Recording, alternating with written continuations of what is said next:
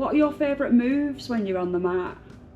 Dancing. I've had more comebacks than Rocky. I started when I was 12, and then I was with Ian Olive for about 2 years. Then I moved over to Alfred Lewis's, and that's when my journey begun. Yeah, so that was the start of it. I think I moved over to Alfie's when 14, and that's when it rocketed from when I was a kid fighting adults, and then won what I won when I was younger. When did you start competing? 12. My first comp was at EMA. Yeah, EMA. I got my ass handed to me on the first day, on the first fight. And then my second comp, I think it was, can't remember the one actually. It was one in Liverpool, Stonebridge. And my third one was an NSK one, Interclub. I remember that one. I fought a girl, and I was like, yes, I've won. Imagine doing that now. But yeah, and that was when I started 13. But with Ian, he threw me right into it, which was a good thing because Ian gave me all the basics, and then Alfred progressed. Like, if that makes sense, progressed me basics, and then made me into the fighter I am. My training partners had the likes of Robbie Hughes, Lorraine Riley, Lorraine Clark, Paul McBride, Brendan Mitty, Ben Clark.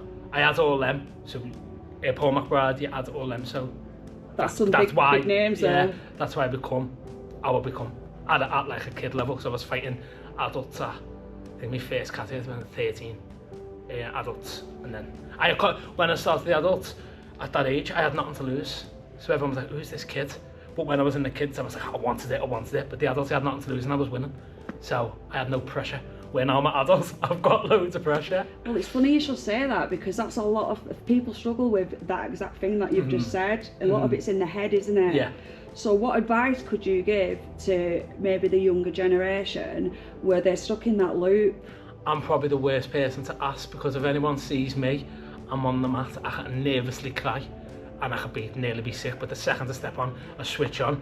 I think having a good coach behind you at the time, just to be like, well, you're all right, and talking to you. But to try and get out of that, you're going on regardless, so you've got to try and forget it, but it's hard, it's easy said than done unless you've done it. Being on Alfie's team, on the team events, they were my best fights, and I used to fight a guy from Bristol Death Squad, Andy Cleves, when I was about 15, and we'd had 3 fights. The first fight he beat me, second fight was a close fight, then the third fight I beat him, and I was still only a kid, and Andy was awesome, and I'd look up to him and be like, oh my god, and I beat him. I was like, wow, where do I go now? What do I do? And then obviously I started entering adult, you put your weight on, then you find your own category for your weights. So that was one of my key fights, was definitely when I fought Andy, because it changed. Now I'm an adult, do you know what I mean? So. What's been your toughest fight? It might be the same one, but maybe not.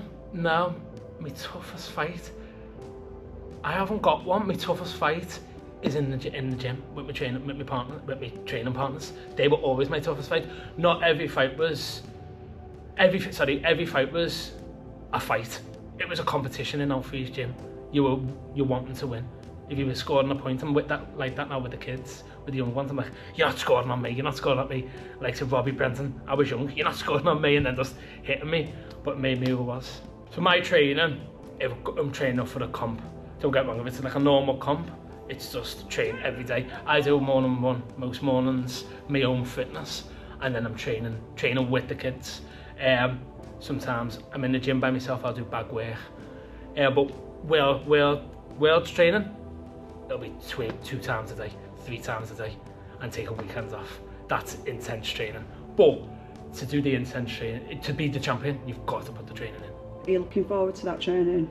No, definitely not. I was speaking to Brendan on the way up, and I'm not looking for, that's the bit I don't like, but after it, I look back and go, wow, I'll take a couple of days off, my fitness drops, and I think, you were amazing last week, just even missing one day, it takes you back a bit. And also, I'm my own worst enemy, I get in my own head. So basically, if I miss a day, I'm like, no, someone else is training. So I'll jump on a Saturday by myself and think, oh no, I'm on par with you now. So it's my mentality. Well, that's probably what puts you on that benchmark above other people. Yeah. And why a lot of people look up to you in the way that they do. Yeah. So speaking of looking up to people, when you was going up the belts yourself, climbing the ranks, were there anybody that you used to look up to thinking, I hope I end up like them? I'll go and be honest with you, Lorraine Riley. just think she's amazing. I've been well brought up around women, like growing up, my mum and stuff like that. So when I'd look at them, I'd be like, oh, you're amazing. And then I'd take little snippets of air fighting. And then my mate Nikita, she had a reverse punch. I got the reverse from her. And it's just women, I just get it from them, and then I brought it into my thing. But yeah, she was the one where I'd be like, wow. Yeah, and it's crazy a man saying that, but she was the awesome, like. You do things like get up at stupid o'clock in the morning and you let people run with you for free. Yeah. And you encourage them and help them. Tell us a bit about that. So I live in a place called Everton. We have like all these hills to go for running. And we've got an elite team, our fighting squad. They all live all different ways. So we've got a WhatsApp group. I'm like, okay guys, coming here this morning. It's more to help me train. I'm bothered about them, but it's more, if I don't get up, I won't do it. If there's no one there to help me, I won't do it. And obviously they get a workout out of it as well. And it shows them, I put the graft in, you put the graft in, and it's showing now from the young ones that don't do it to who do it. If you're wanting to go down a competitive route, expect to be shouted at, expect to be told what to do, expect your early mornings, expect training hard. You can't come in with a can't be bothered attitude. You've got to be, I'm here for this. Even if everyone's down in the gym, you've got to be the high spirit. Come on, let's get through it. But to get into the sport, do it, and you'll never look back.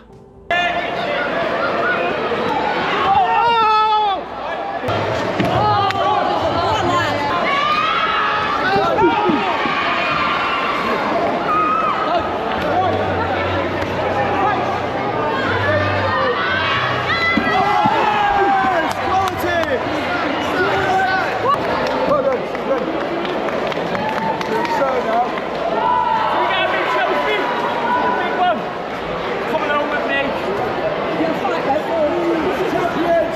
2025!